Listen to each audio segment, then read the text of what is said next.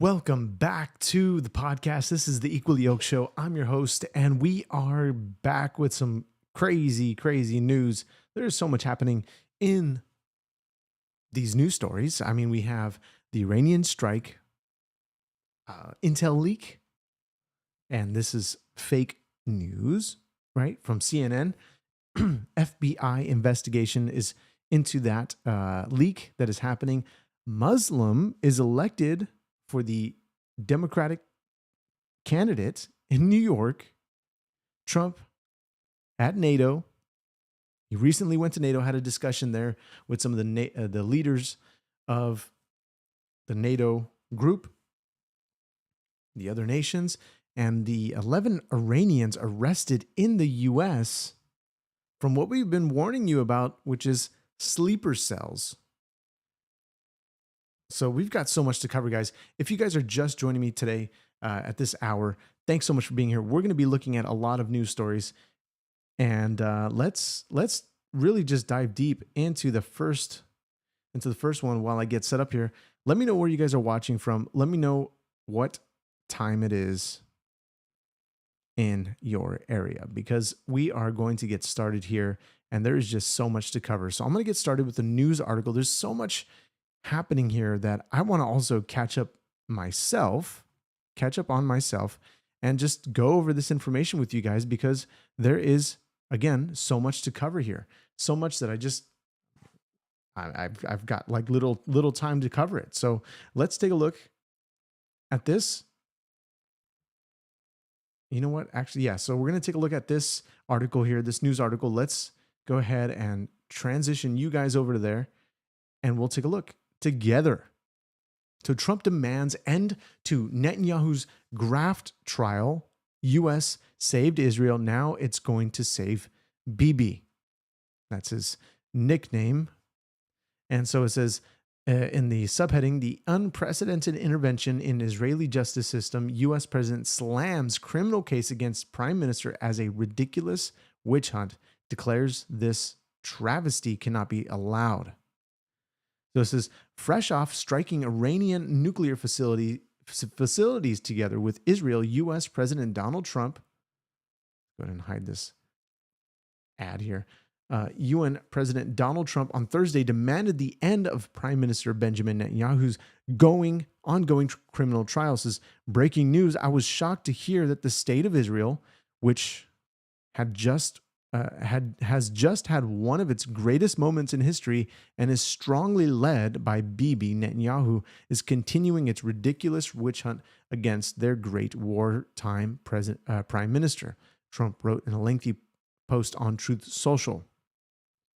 Now, the Jews actually currently don't really hold to a high favorability with Benjamin Netanyahu, and so ultimately, it's hard because the politics within Israel right now are sort of a mixed bag as to what people in America think. And so I just want to welcome a couple of you here. Says the Clark family. Hello, welcome. And we're going to continue on with this article here with regards to a witch hunt of Benjamin Netanyahu. So this is the unprecedented intervention in the Israeli justice system by an American president came as the cross-examination of Netanyahu, which began earlier this month, was due to resume after being halted while courts went to emergency footing amid the war with Iran. With only urgent proceedings taking place, the U.S. president said that he and Netanyahu went through hell together, fighting a very tough and brilliant longtime enemy of Israel, Iran, and Bibi could have not been better, sharper, or stronger in his love for the incredible Holy Land. Now, I do believe that Benjamin Netanyahu is trying to do better for the citizens of Israel, and that's from my point of view, but I want to know, if you're Jewish, what is your point of view of Benjamin Netanyahu? Why is he not favored amongst the Israeli population? I would really like to know if that is your sort of point of view. But otherwise, I know there's some controversies that people like to bring up and talk about. But otherwise, I want to know all your thoughts here on the show. So it says, anybody else would have suffered losses, embarrassment, and chaos. Bibi Netanyahu was a warrior like perhaps no other warrior in the history of Israel. Trump claimed the result was something that nobody thought was possible: a complete elimination of potentially one of the biggest and most powerful nuclear weapons. Now, I'm going to hold it there because there is a leak of intel that was mentioned with regards to the strike that just happened, saying that the strikes were going to be merely, I don't know, they weren't going to do as much of damage that they had hoped, meaning that the strikes that they conducted, and this is the claim by CNN reporters here, the claim that is that the strikes that they conducted in Iran were not really as successful as the administration is putting out to be. Now, I will get to that story, the fake news story that is going on, and we'll clear up some of the air, hopefully. And it says, we were fighting literally the survival of Israel, which, yes, they do chant death to America, death to Israel. America is known as the big Satan. Israel is known as the little chiquito Satan. And it says, and there is nobody in Israel's history that fought harder or more competently than Bibi Netanyahu. Trump denounced the case against Netanyahu as politically motivated, saying the prime minister has gone through a horror show since the trial began in 2020. Such a witch hunt for a man who has given so much is unthinkable to me, said Trump, echoing both Netanyahu's rhetoric about the trial and own regarding the criminal cases and legal challenges he has faced. Now, most certainly does Trump understand what Benjamin Netanyahu is going through, is because he has gone through this type of scrutiny himself. So otherwise, I'm sure he has some bit of sympathy for Netanyahu and what he's been going through, because Trump, since 2020, has also been going through the same type of nonsense. And yeah, all of that stuff we don't have to get into on this stream today. But otherwise, let's move on to the next post here. It says, Israel will be in Iran for years to come, Mossad head David Barnea says. Now, the Mossad is known to conduct operations within wherever they need to be to conduct their secretive operations. I don't know if I would classify them same as like the CIA, but essentially the Mossad would go into and conduct operations by installing weapons or doing things behind the scenes in order for Israel to conduct their attacks when necessary. I wouldn't say like sleeper cells, but in a sense where they go in and they look like they're average, Iranians living amongst these the Iranian people. And it says Mossad chief David Barnea on Wednesday issued a rare video excerpt to the public of an address of an address to his Mossad agents involved in the sensational operations against Iran on June 13th and afterward, which brought the Islamic Republic to its knees. Almost tauntingly to Tehran, he told his Mossad agents, "We will continue to be there like we have been there." In a stunning disclosure, the Mossad has acknowledged that it had hundreds of agents inside Iran at the height of its operations, which threw the regime on its back heels from the start of the war. He said the Mossad had worked for months and years to do all the right actions to get to the right moment. We understood the fatefulness of the hour. This is some Israeli strikes in Tehran on Monday, June 23rd. This is the strikes that they conducted. Quite wild. All the news that we've been seeing lately, and ultimately we are looking at so much that is happening within these last couple of days. Now, the sort of fake news that is surrounding the leak about the Iranian intel strike. And there is just so much happening and so much conversation with regards to this that Trump, so as to call it out on specific White House meetings and so on and so forth. Otherwise, let's see what Caroline Leavitt has to say, slamming CNN's fake news about leaked Iran intel. So let's see what she has to say on this front. The White House Press Secretary Caroline Leavitt for more on all of this. So the president really went off in The Hague in his news conference on reporting that these strikes may not have done the job here in Iran at the Fordo nuclear facility and others as well. He also took aim at the outlets that were reporting this. Listen here. They said it could be limited or it could be very severe. They really didn't know. Now, this, of course, was during the NATO conference that they had in the Netherlands. And one of the CNN reporters asked him about this document here. Now, to give you a little bit of context, a little bit of understanding within this intelligence leak was actually since October 2024, is intelligence on Israel's plan to attack Iran. So this was first shared on a post in October 18th on the Telegram channel Middle East Spectator, which is described as having pro-Iranian leanings, but claims to be run by independent journalists. And this is some of the sort of contents, which was two classified U.S. intelligence documents dated October 15th and 16th in 2024 from the National Geospatial Intelligence Agency, which is the NGA, and National Security Agency, which is the NSA. The documents detailed Israel's preparations for retaliatory strike against Iran following Iran's missile attack on Israel on October the 1st, 2024. So otherwise, we have this leak that happened, which was described as deeply concerning by U.S. officials, prompting an FBI and Pentagon investigation into the source, which could involve a hack or deliberate disclosure by a U.S. intelligence community member. Now, we've seen this happen in the past where there was some members in the intelligence community where they are sharing this information when they shouldn't be. And ultimately, I think what we need to do is they need to be arrested for sharing such information, because this is very sensitive information that we don't want to give the enemies an upper hand.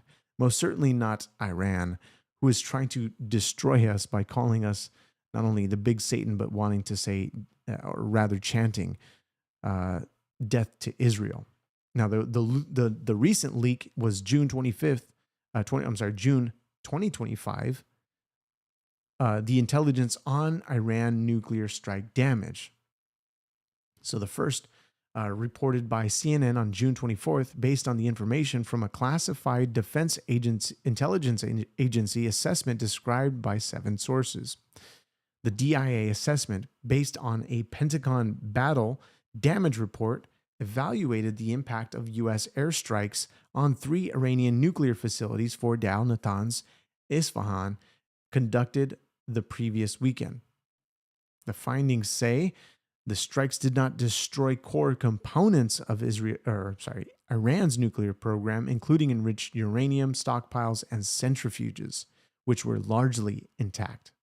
Iran had moved highly enriched uranium out of the sites before the strikes, according to these findings, and the strikes were estimated to set Iran's nuclear program back only a few months, not years, contradicting claims by President Trump and aides that the program was obliterated. Now, Trump does address this on this video that I have below, where we're going to look at some of the things that he says.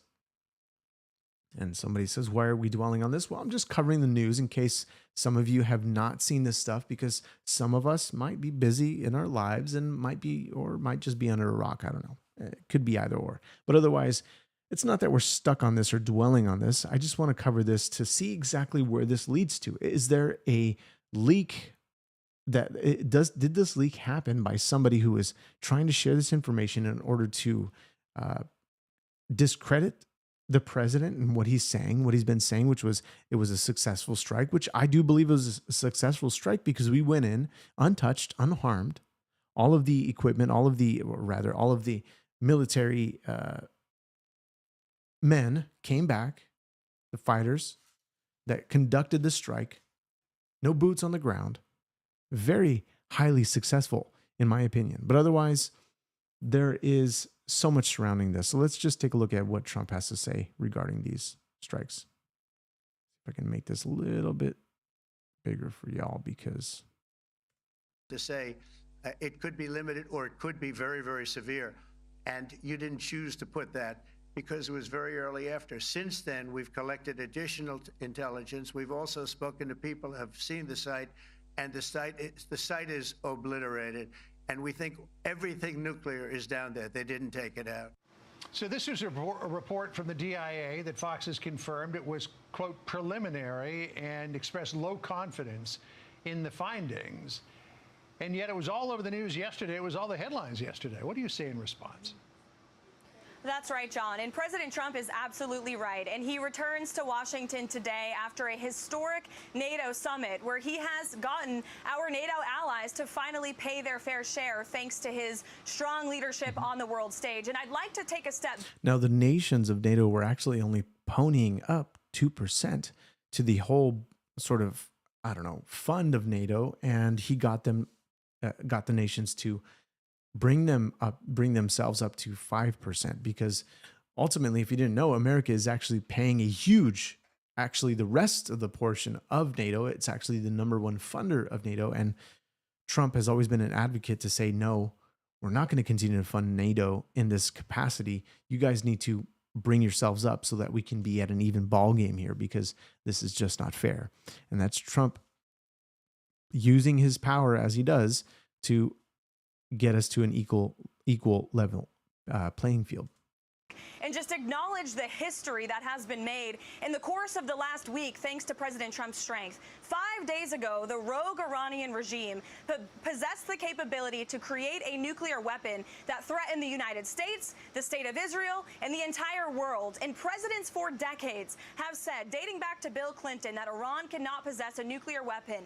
And because of the decisive leadership of President Trump and the skill and the excellence of our United States military, that imminent threat to the United States and the world has been demolished because of this successful operation on Saturday night. And not only that, but within the span of 48 hours, President Trump was able to turn around and negotiate a successful ceasefire between Israel and Iran, ending this war after just 12 days. No other president in history could have ever dreamed of such a success, and that's exactly why the fake news media is now trying to demean and undermine the president. And we've seen this playbook be run before. You have hostile actors within the intelligence community who illegally leak bits and pieces of an intelligence assessment to push a fake news narrative. And that's what the CNN story was yesterday. And it's not a coincidence that it was written by the exact same CNN reporter who wrote the original story, falsely alleging that the Hunter Biden laptop was Russian disinformation. The American public are smarter than this, and they should know the truth. President Trump completely and totally obliterated the capability of Iran to produce a nuclear weapon, and the world is safer today because of his historic efforts. So at that news conference in The Hague, the Defense Secretary Pete Hegseth went off on whoever leaked this and the media outlets that gobbled it up. Listen to what he said. Phil, you say she's the best. She really is the best. For She's their really own good. political reasons to try to hurt President Trump or our country. They don't care what the troops think. They don't care what the world thinks. They want to spin it to try to make him look bad based on a leak. Of course, we've all seen plenty of leakers. And what do leakers do? They have agendas. And what do? Do they share the whole information or just the part that they want to introduce? Israel's Atomic Energy Commission had a completely different assessment of what happened at Fordo and Natanz than this preliminary low confidence assessment did. It said that the site was completely destroyed and that the nuclear program's been set back for years. I don't know if you saw it, but last hour we had former IAEA weapons inspector David Albright on, who said much the same thing. Well, Secretary Hegseth is absolutely right. This was a low confidence preliminary intelligence assessment. The assessment itself said that it was not corroborated by anyone else in the intelligence community, and it has been disputed by not just the United States, the President, the Secretary of Defense, the Secretary of State, our Joint Chiefs, and our General Kane, who was incredibly successful in this mission on Saturday night. It was also disputed by both Israel and Iran. And CNN didn't care about that. The DIA themselves have now come out and said this was a preliminary report, and this CNN story got it completely wrong. But that reporter is a sheep, and she's a mouthpiece for people who don't like Donald Trump. And she only gave the White House an hour to respond. And that's, again, the same playbook we've seen the fake news media play time and time again. But this story has now been debunked widely by not just the United States, but also Iran and Israel as well. All right, so there's the issue of reporting what was leaked, but then there's the idea. Yeah, so this attack was most certainly successful in what it was. And the thing is, it's funny because Iran most certainly did a sort of PR stunt where they were broadcasting their retaliatory attacks against U.S. bases, and ultimately they were notified 2 to 3 hours in advance in order for them to conduct their operations. They didn't want to hurt anybody, so this was a clear move by Iran in order to let their people know and to just portray a sort of storyline that they did attack and they can blow it up and sort of I don't mean that, I mean that pun intended, blow it up to proportions where they said they were successful in their retaliatory strikes against the U.S. And the Iranian people are rallying with the Iranian government. So they are for the Iranian government. They're not really going against the Iranian government. That's kind of the reporting that is happening on the ground.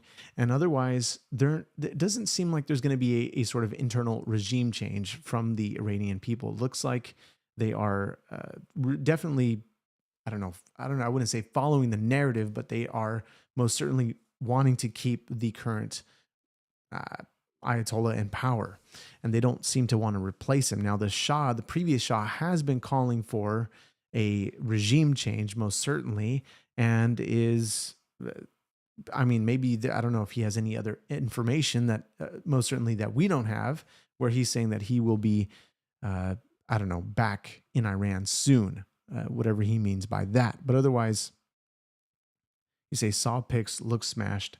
Yeah, that's the thing too, is when you're using bunker busters, how are they going to be able to get back into that rubble? I mean, yeah, it may take several months if they really just put all of their, efforts into digging up what had gotten damaged.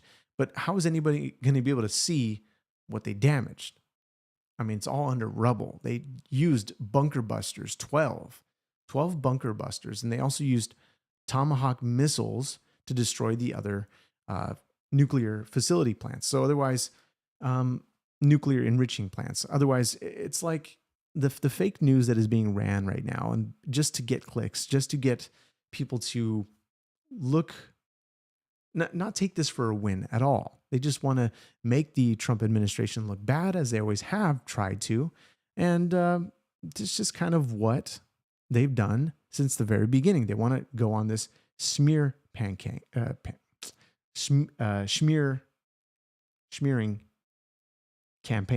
There you go. Otherwise, for those in the chat that are saying, oh, look, it's DUI in chief, he's drunk again. Guess what? I don't drink alcohol. So you guys are seeing the product of a very tired, hardworking man Otherwise, you guys are just hardworking on typing your keyboards so fast to, I don't know, be a troll. So welcome back to the podcast. I'm glad you're here. Thanks so much for being here.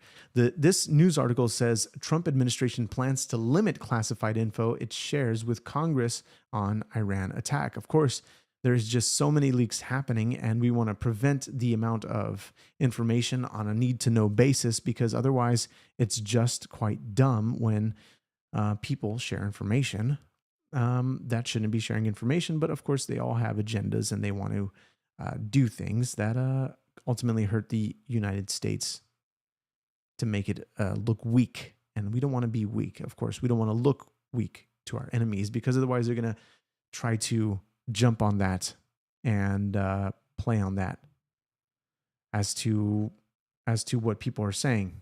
And so otherwise, how are they going to know if that's true or not? Let's take a look at this. Classified briefing is just the first step toward the transparency that will be required because of our concern for both the safety and security of our men and women in uniform, approximately 40,000 in the Middle East who are now in harm's way, and we need to know the justification for that, as well as understanding how this unilateral action, without following the constitutional requirement of congressional approval for an act of war, makes the American people safer. Now, people are saying that they want to at least run these things, these types of things, before the United States gets involved in anything, gets involved in any type of, I don't know, war, or, I mean, not war, but otherwise helping other nations to, I guess, fight their fight. Now, I think this is, in a sense, necessary, because we are dealing with really a terrorist country who wants to kill us and murder us in cold blood, because that is, of course, their policy. I've played videos before, and most certainly I could play one again, because it'd be really interesting for you guys to react to what they've said, the Ayatollahs and the people of, well, I wouldn't say it's necessarily all of the people of Iran, but most certainly the mullahs that call for the death of Israel and the United States.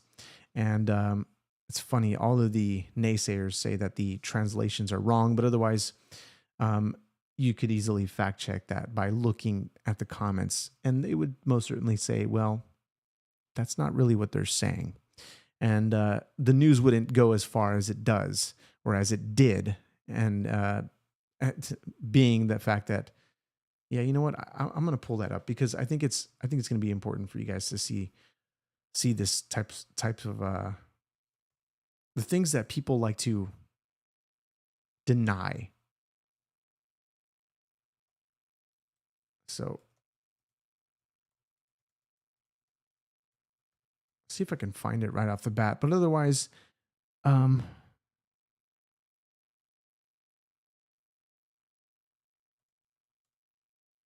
saved so much stuff on my Instagram to be able to show you guys, and let's see if I can pull it up here. I shared it. You know what? It might be on my story still today. Let's see here. Where's my story? Nope, it's gone. It's gone. Otherwise, all right, we'll have to come back to it. But otherwise, let's continue on with this article here. And it says, the Trump administration is planning to limit classified information shared with Congress. Sources familiar with the matter told ABC News. It says the move comes after a classified initial intelligence assessment showed, you guys probably can't see that much.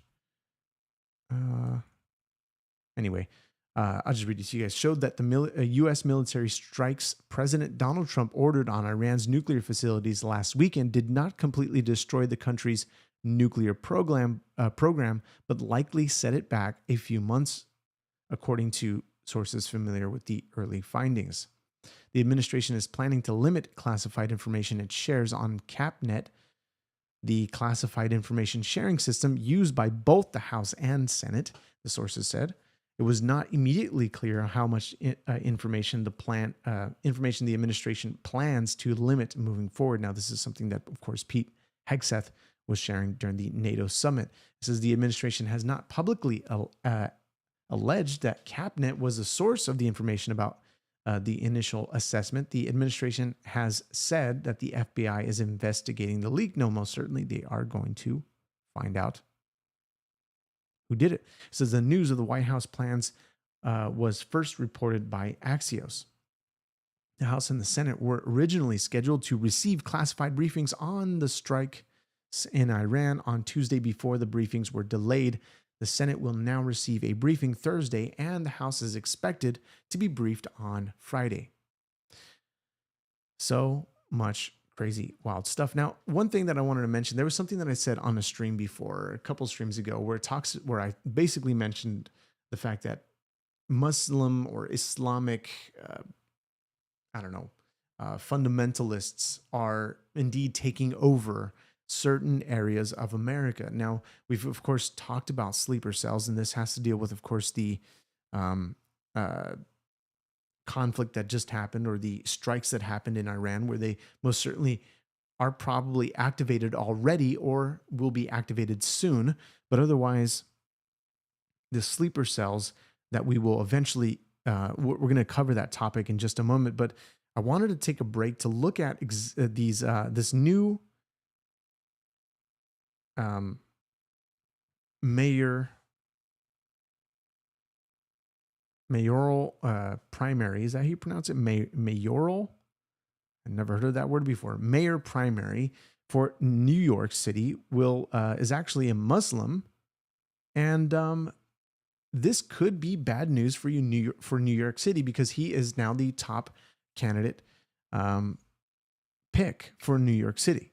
And the views that he holds are actually quite wild, because most certainly they won't benefit anybody in New York City. I'll guarantee you that much. But otherwise, let's take a look at this video here, and I want to know your thoughts on.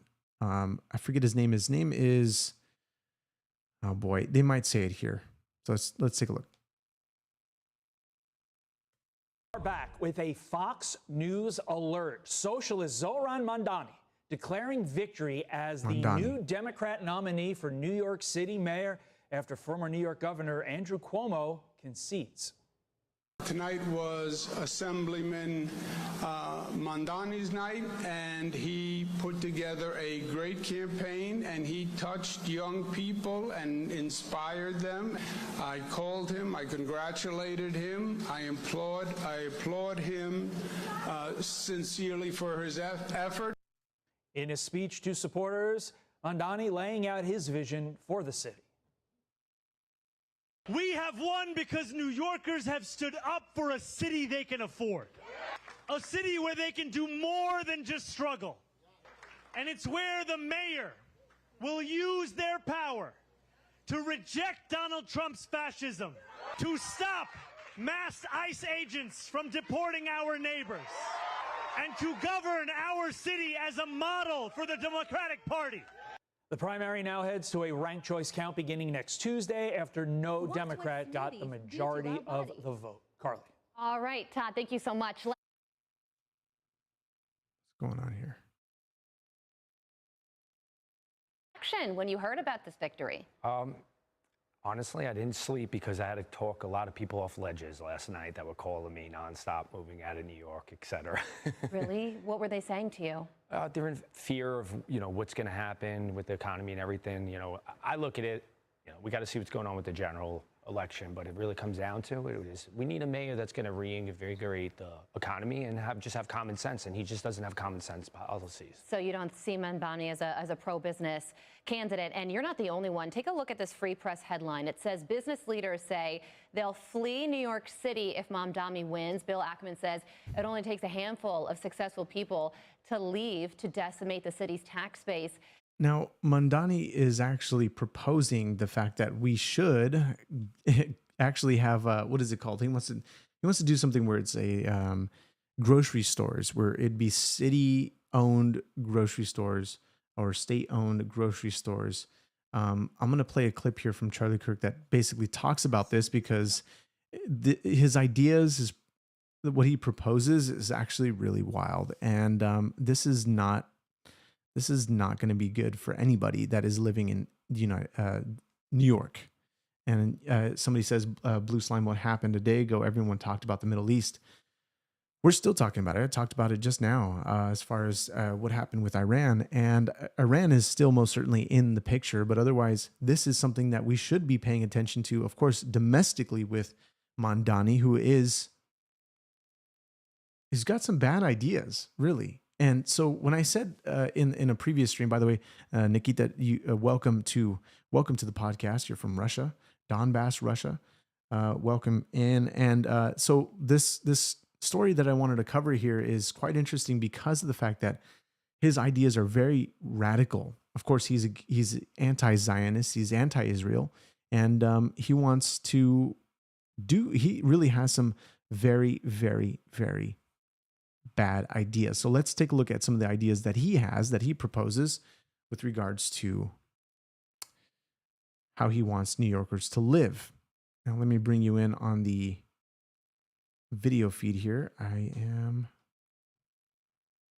Let's see here. All right.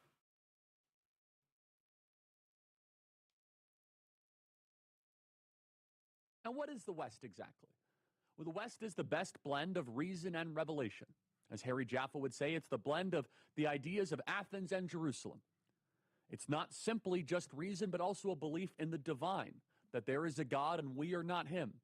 Amen. We believe in separation of powers, private property, individual initiative, entrepreneurship. We believe in strong families, protecting children. We believe in borders. We believe in freedom of speech. The Western values that have made our civilization so great are under attack from within. But we must be very clear about what we're standing for and what we want to try to see reinvigorated in this country. The Ten Commandments are a pillar to what we should all live under morally. We have the civil law, which is borders, strength domestically. We want a police force, very basic things, men not in female sports. What's happening in New York City is an insurgency against the West. Now, I said this was happening in New York City, but the stream that I talked about this, I said it was happening in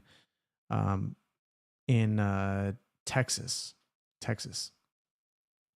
Last night, as we have been covering it more and more, Zoran Mamdani, a 33-year-old, only 2 years older than me, guy not born in this country, which is fine, came here legally, and he wants to become I don't even know if is he a fully naturalized U.S. citizen? He's naturalized. Again, that's not relevant. He is? Okay, he's fully naturalized, but he wasn't born here. And Zoran Mamdani became a citizen 7 years ago, is a Muslim, which is part of the story, and I have been unafraid to point it out. But most importantly is that he is an anti-Western manifestation of the red-green axis. It is a manifestation and a blend of the two forces that want to destabilize this country. Now, of course, the media, they lose their mind anytime I say that Islam is not compatible with Western civilization. But we have plenty to show for it. I endorsed Zuhdi Jasser to run for Congress. Abe Hamadeh is Muslim, and we endorsed him for Attorney General and did a lot of work for him. It's partially about that. But it is very clear that Mamdani is wearing the costume to destroy the once greatest city and the largest city in America. And we must ask ourselves the question, and we have the courage to do this on our show. Are you comfortable with both London and New York having Muslim mayors? And of course, London, I mentioned also that London was being taken over by Muslims being put into places of authority over, and of course, causing persecution of Christians. You go figure, when you have a Christian, that what the West is, right? The West is most known as a Christian sort of, what would you call it? Ideals that we sort of follow by. more specifically in the United States, where we uphold the values of our forefathers, which are Christian values or biblical values, I should say. And so when you try to have this sort of compatibility, or saying that it won't be compatible with Western ideas, is because it's true, because of what the Quran talks about with regards to, well, I mean, the sort of the fundamentals of Islam itself, rather. And of course, what we've talked about, which is death to America and death to Israel. So you try to have somebody who's running these countries, which has a lot of Jews and a lot of Americans, of course, are going to start to persecute those people, and persecute and target those people specifically. And we've seen it done before, and it's being done in London because their borders were open. So this is not something that is new. It has been happening in Europe already. So quite wild. I'm sorry. I think we should have a little bit of caution with that. That doesn't feel right. I don't need a chart. I don't need a graph. I don't need a peer-reviewed study. There's something about having both London and New York, the two financial centers of the West, of the Anglosphere, both have Muslim mayors, and lots of other cities as well. Once Calgary and Rotterdam. So we have to take a step back and say, how did we even get here? And is it a good thing? Some people say, step it away makes one no sec. difference.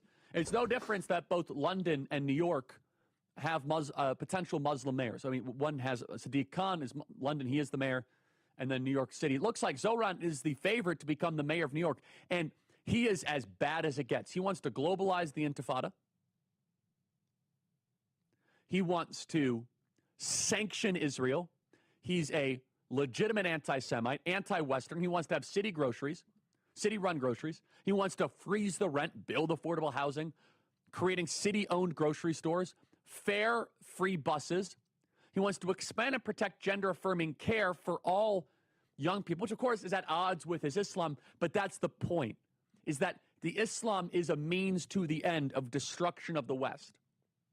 He wants to end all cooperation with immigration's custom and enforcement and ICE.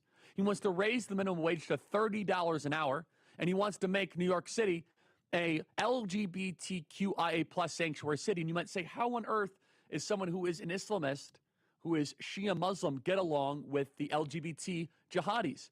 They both have in common, they hate us. They hate you. They hate what I articulated previously. They hate Western civilization. Put up on screen, 462. This is Zoran Kawami Mamdani. Queer liberation means defund the police. Now, how does this happen? It happens because you become what you import. You become what you allow into your country. He's an intersectional Londonistan. Oh, that's great. Monster. He's the worst of all of the potential coalitions against us. He's a radical communist, and he's unafraid to say that he leads with his Islam. People say, oh, Charlie, the fact he's a Muslim means nothing. It means something. It doesn't mean everything. To be clear, it means something. It doesn't mean anything. Everything. Here is Zoran Mamdani saying a Muslim belongs in City Hall. He leads with his Islam. Now, when I say, it's very interesting. But why would we want somebody who doesn't want to uphold any type of American values when he's saying something like a Muslim needs to be put into those places? That doesn't sound very American-centered mindset. What are your thoughts on that? What do you guys think about this?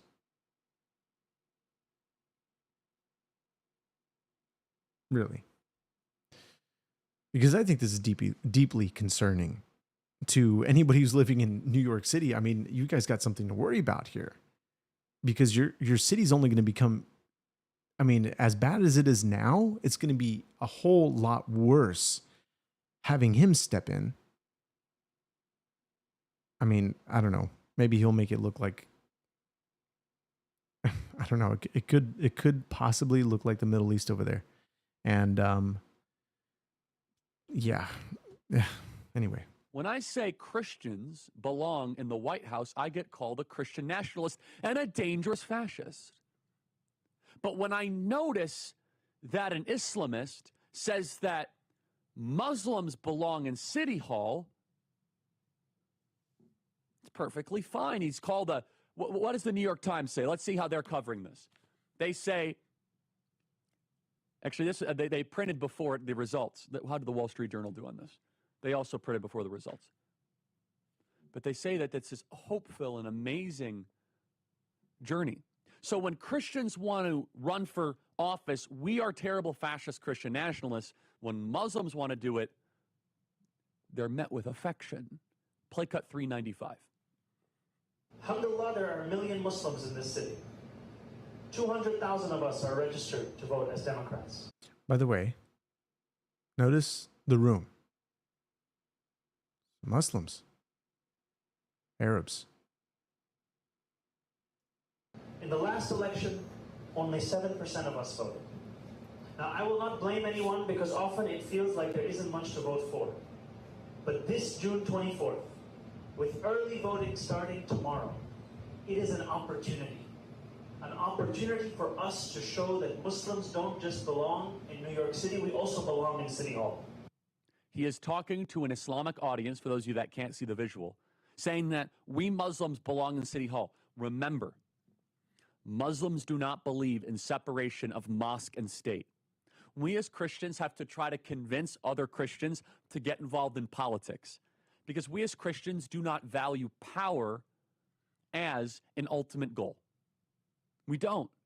We as Christians view truth, love, goodness, mercy, forgiveness, community, family, church, way above power. In fact, we as Christians are actually really kind of afraid of power because we don't want it to be corrupted. We don't want to use that power for bad aims or bad ills. If you distill most of the Islamic texts, if you synthesize what Muslims believe, mainly, it's about power. And don't take my word for it. We as Christians believe the greatest man ever to live, the crucifix I have right here, Jesus Christ, our Lord and Savior, died as a suffering servant and showed us how to live and rose again from the dead, living a sinless life of turning the other cheek and forgiving your enemies. And who's the greatest man they say ever live? Was a desert warlord who married a 9-year-old. That is the biggest mic drop ever. Married a 9-year-old. Crazy. You say Charlie Kirk is a Jew lover. He loves power. Well, does he love power? I have no idea. Is he a Jew lover? I'm a Jew lover as well. I'm a lover of the Jewish nation, Israel, which I believe is most certainly a nation that has that is a right to exist. They can defend themselves militaristically. They are a people group that have been there for several thousands of years prior to the regathering in 1948. Those are just my thoughts, my opinions. You can think otherwise. I know people, I say my opinions, but I'm basing those on clearly facts from historical documentation. Otherwise, people will say those aren't historical. Those are just mythological writings and so on and so forth. I've heard it all before. It's nothing new. Anyway, let's take a look at these 11 Iranians arrested in the United States. Sleeper cells. These have been a thing. Of course, if you didn't know, let's take a look. This week, federal immigration agents have arrested 11 Iranians here illegally. One arrested in Alabama was an Iranian army sniper. Another in Houston was carrying a loaded pistol. Counterterrorism expert Barak Siner in London says Iran, defeated on the battlefield, may see a sleeper cell attack as the only way it can hurt the United States. The entire identity of Iran is a terrorist state. The reach is global. It attempted to conduct a proxy attack in the UK in Sweden, in Argentina, Cyprus, Thailand. And he believes Iran took full advantage of the Biden administration's open border policies, in which millions of illegal migrants entered the U.S. Hundreds, if not thousands, of Iranian nationals passed through the doors of the United States. CBN's Chuck Holton has reported from Panama's Darien Gap, where migrants must cross on their way to the United States. And he says he encountered many Iranian men. Every Iranian that I met in the Darien Gap was a military-age male, and I didn't meet any Iranian women at all. They mostly spoke English, so they were well-educated, and none of them were with their families. Last year, the Justice Department uncovered an Iranian plot to kill Donald Trump before the election. Washington also knows that a Hezbollah sleeper cell called Unit 910 is operating in the United States, ready to carry out Iran's orders. Iran, though, may also take a different route. A cyber attack. The Commission on the National Defense Strategy warned senators last year that the Say American strikes only set Iran's nuclear program back by months. U.S. Intel reported preliminary assessment says uranium stocks not destroyed.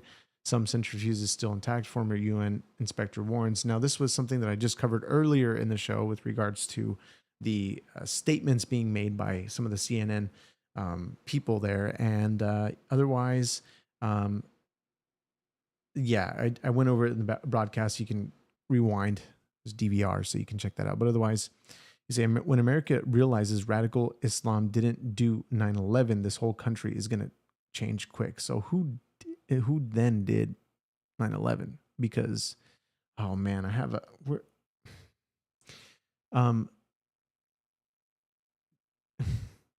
the last guy, Zohar Mandani, hangs out with somebody who actually claims that, or says and states that America deserved on 9/11. Typically the people that you hang out with, you actually then become those people. So not only that, that's kind of the sort of sentiment of like when a 9/11 was attacked, when the buildings were hit and struck, there was, I mean, celebrations happening in Egypt, celebrations happening in the Middle East. This is known. This is a known fact. This is not new. This is not surprising. They celebrated this. And along with all these other things came very crazy things like the Patriot Act and so on and so forth. So there's a great documentary from 2008, Zorhan Needs to Go. Yeah. See, I'm sure that they had the same intentions as the Iranian who killed JFK. Osama. Muslims and Jews both celebrated. I don't know about Jews. I haven't heard anything about Jews. I just know that in Shwara Tahrir there was a huge gathering during that time when the news broke. I know that from a friend of mine who told that story personally. He was in Egypt, I think, at the time, and there was gunshots and there was people celebrating in the streets with what happened. It's a bunch of people who reject Christ, sadly.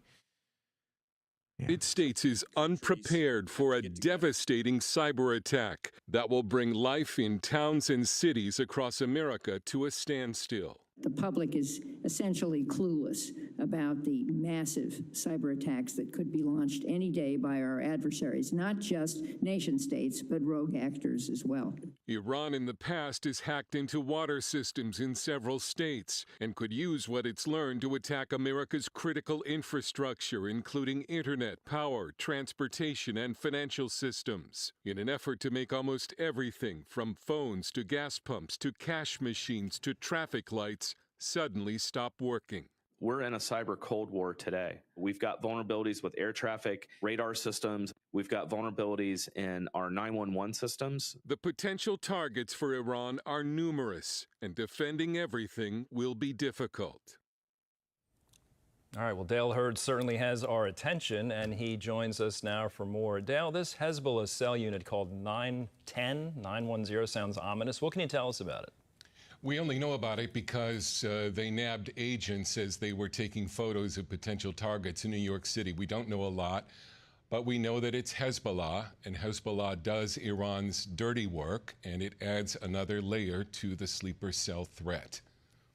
What about cyber attacks on the U.S.? How prepared are we to defend against a cyber attack? You know, I interviewed the man responsible for protecting the U.S. grid from a cyber attack, Dr. Andy Bachman at Idaho National Lab. And his message was, we're doing a lot. We're doing the best we can. It's probably not enough. And I came out of that thinking people need to have reserves of food, 30 days if possible. And I would also store fuel if you can do it safely, because everything could stop working, including gas pumps, in a major cyber attack. Well, you mentioned storing things up there. Is there anything else, individuals, families can do to guard against a terror attack in general? You know, I would just say we don't want fear of a sleeper cell attack to kick off some national witch hunt or the abuse of Iranian Americans, many of whom came here fleeing the Iranian regime. That said, people need to exercise situational awareness. The experts call it condition yellow. Especially on July 4th. I don't have any intel, but I think Iran would love to hit America on the 4th of July. Just be aware. If you see something strange, take note of it. All right, Dale, thanks. Great counsel. Be alert. So this is the video that I most certainly wanted to show you earlier with regards to what the type of chants that happened from Iranian the Iranian IRGC, directly from the words of the Ayatollah. You say, prove it. The only celebration was in the PA. Literally Mossad agents, bro. What agents? It was controlled demolition. Anyway, so yeah, let me show you this. Let me show you this here, this video.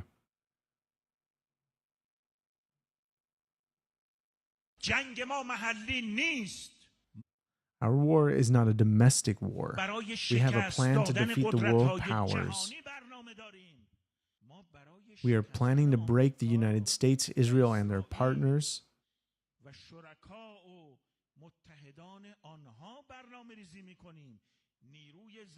Our ground forces need to cleanse the world from their filthiness and from their existence.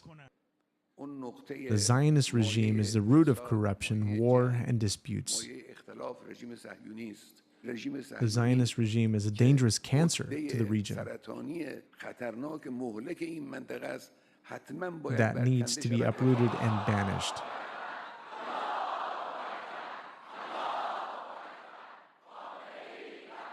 Khomeini is a leader, debt to opponents of the regime, debt to the USA, debt to the United Kingdom, debt to the hypocrites and the heretics, debt to Israel. That is from their own words, their own mouth. They speak these things. Let's see if I can see some of the comments. Now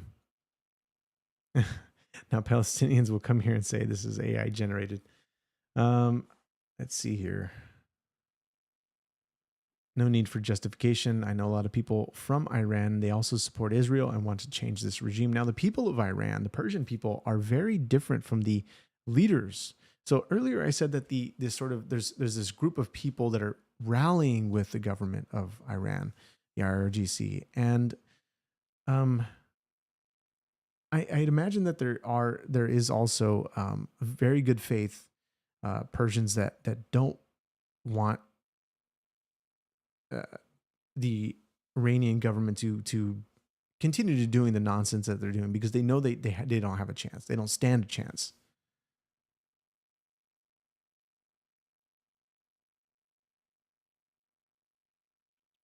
Yeah, so far it says even Iranians support Israel. It's Persia, actually. Israel is actually helping Iranians. Say, how ironic that the IRGC calls out Israel for corruption and filth. Their holy book literally instructs to use and abide by both in one way or another. Have at it, Israel, and do not stop. Thank you for your actions and bravery in the face of adversity and condemnation. Otherwise, I do not see that there's any people in the chat correcting the translations that you're seeing on the video. So, guys, we live in a day and age where people all around the globe can go onto a video, can go onto anybody's thing, fact check somebody, and describe the type of language that is being used, and however the case they want to do it. They can most certainly go and immediately debunk a video, immediately just do what they want to do in correcting somebody. They can do it. I mean, it's so easy to do that. Even AI can tell you if it's real or not. So Vivian Sanchez, hi, welcome. So guys, thank you so much for being in this chat. I just wanted to thank you, those who have joined the podcast. This is the Equally Yoked Show. We've been covering some of the crazy news that is happening with everything that is going down with Iran and Israel. So I want to take a look at this last video that talks about basically the sleeper cells that have been coming to this country for the last, several years. So this is not something that is just new under the Biden administration, but let's take a look. I watched cable news all day today. It said on the bottom of the screen, does Iran have sleeper cells? ? And I thought to myself, it would be more shocking if they didn't have people that they'd infiltrated over the southern border in the past 4 years than if they did. Well, thank you for having me, Leland. And you're absolutely right. I don't even understand why this is a question. I hate to be so blunt, but that's how I feel about it. They have sleeper cells here. They have, quite frankly, for decades. I don't actually think that this is new. I think we may have more of an influx, right, that we're discussing, but this isn't new. They're here. They have been here. They are just waiting for the right moment. And the fact that we're curious and questioning as to whether or not they're here is actually very shocking to me. All right, so the Ayatollah, America will suffer if America gets involved in the war. Take a listen. America's intervention in this matter is 100% to their detriment. What they will suffer in this regard is much greater than what Iran may suffer. The damage America will suffer if it makes a military intervention in this field will undoubtedly be irreparable. What does a sleeper cell attack look like? Is this another 9/11 or something different?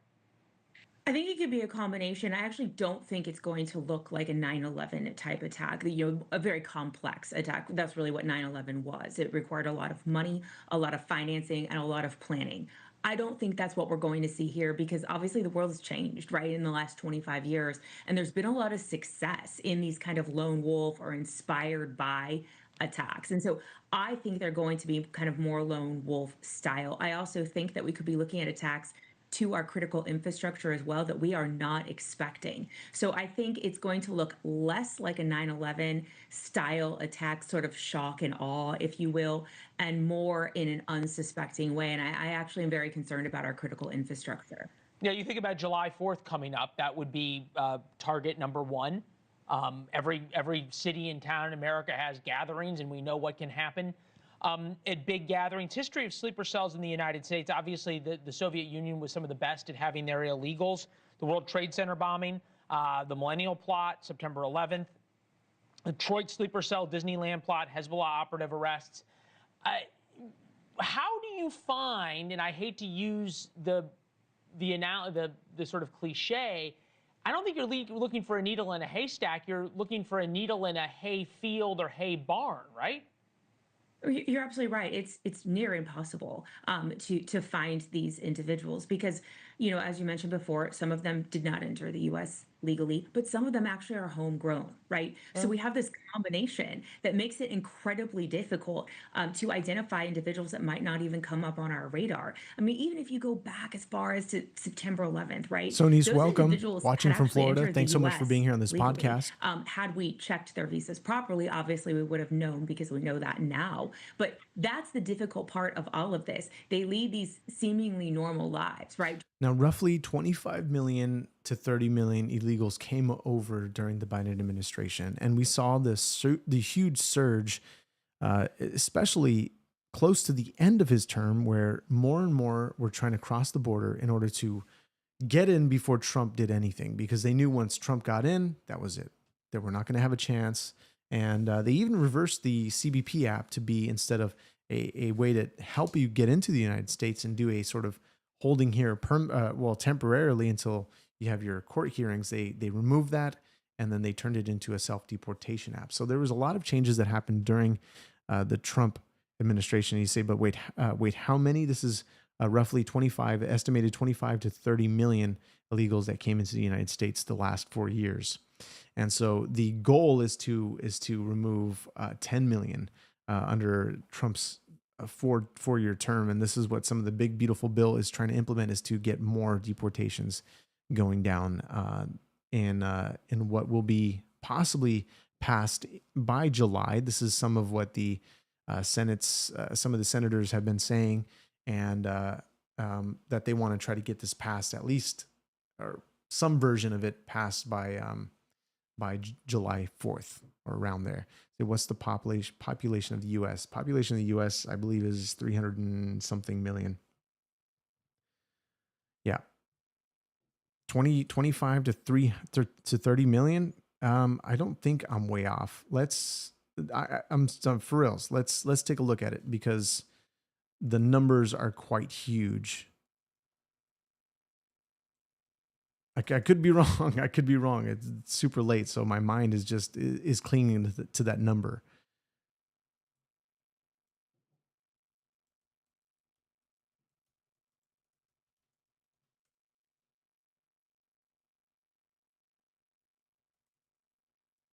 Let's see.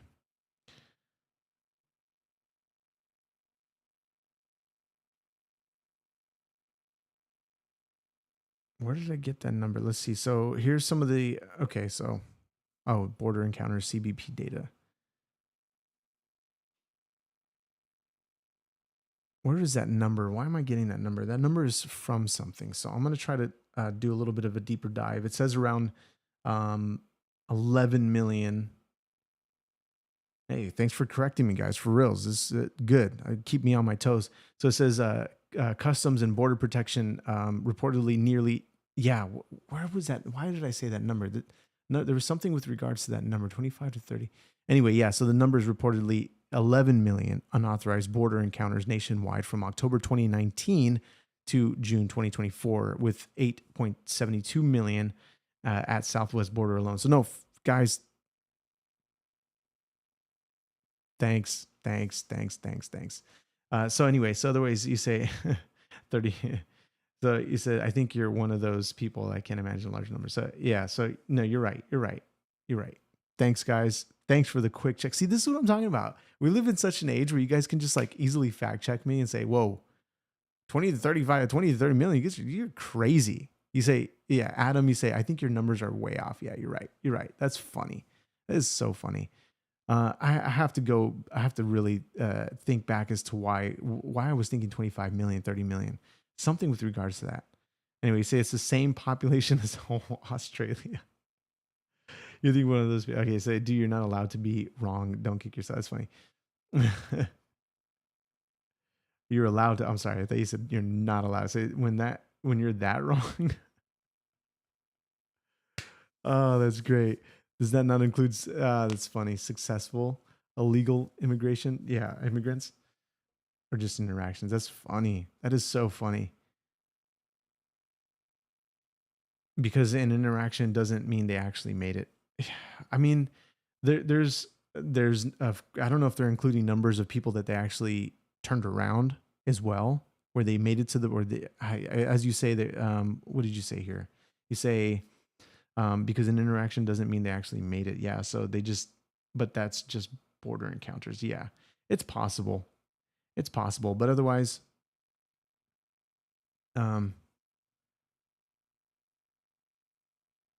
yeah. I had to go back because that's so funny. I like immediately you guys just like checked me and I was like, all right, got to make sure that's correct, because that number that I'm pulling up is somewhere. I think I got to find out where that 20 to 30 million is coming from. So let's see.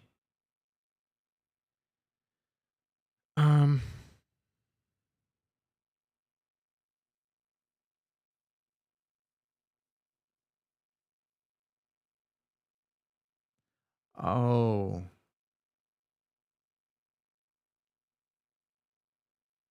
yeah. I think that the sort of amount of undocumented is 20 to 25 to 30. Not that entered, not ones that have entered, but undocumented are 25 to 30. Is I think that's the number that I'm actually thinking about here. So, wow. If that makes sense to you guys, then we will most certainly go based on why I was thinking 25 to 30 million. Those who are already here, undocumented, that are living here. The ones that have entered during the Biden administration is estimated around 11 million. And that's the goal of President Trump, is to reach 10 million. So otherwise, I think that's the number that I'm pulling up here. But otherwise, so this whole sleeper cells thing, there's so much to look out for it. And we need to keep an eye on that. Something that I wanted to look up here, or not look up, but mention just briefly before I end the stream, is there's a lot of talk about the UAPs, the congressional activity. Somebody, let's see, on an X post, we were updated about ongoing momentum with UAP disclosure. Representative Anna Paulina Luna confirmed plans for another public UAP hearing after July 4th, Independence Day, criticizing the Pentagon's all-domain anomaly resolution office for inefficiency. Representative Eric Burleson reportedly stated in Mexico that an upcoming hearing, potentially post-July 2025, would feature firsthand witnesses who handled the crashed UAPs and non-human bodies though no specific date or confirmation of this hearing has been verified. So this is something, I just saw a bunch of live streams today. I'm not sure if anybody has, by the way, I'm not changing topics. I just wanted to mention this because I'm just about to end the stream because it's quite late. But otherwise, you say, I appreciate the fact that you're willing to learn, but your entire point only makes sense when you use wrong numbers. No offense. So figure out the right numbers and adjust your viewpoint and or opinion on the matter. It does make sense, but you can no longer pin it on Biden specifically. I can pin it on Biden because under Biden, during the first Trump administration, border crossings were at an all-time low. But when Biden came into the office, this is why I'm saying, and pinning all this on Biden, is because when he came into office, they allowed things like people to wait for their hearing. It's called catch and release. They catch them, they release them into the United States. And there was a lot of programs that were basically utilizing governmental assistance in order to help anybody who's crossing over the border. And this is what the CBP app was for them to be able to use it, log on to it. And this is probably how a lot of them are being found out, because you're reporting to where you're supposed to live. I'm sure there's a lot of stuff that you need to do within the CBP app under Biden's administration, but the details that they left out was that if a new president came into office, they would most certainly be able to really remove any type of guidelines that they put under the CBP app. So anyway, but otherwise, there was a lot that happened under the Biden administration. This is why I'm attributing it to Biden, because of the fact that the data that it shows as to how many illegals came in during the 4 years and the types of policies that they were, really just enacting and allowing to cross over. I mean, there was the whole border crisis that was being reported. So I'm not trying to go hard on you, but otherwise, that's exactly why I'm pinning it. You said burden, so I'm not sure if you meant Biden, but I'm guessing that was a typo. So the estimated total illegal immigrants in the United States right now is around 11 million. Say, do you get why I'm doing this? Don't change the topic, brother. You got yourself into this and you can't cheat your way out. So I'm not trying to cheat my way out. Otherwise, That's why I went on to the UFO. UFO. And I'm talking about, so the data and the policy. So the data is from the border and customs data that they put out. Let's see. Let's go back to border encounter data, CBP data.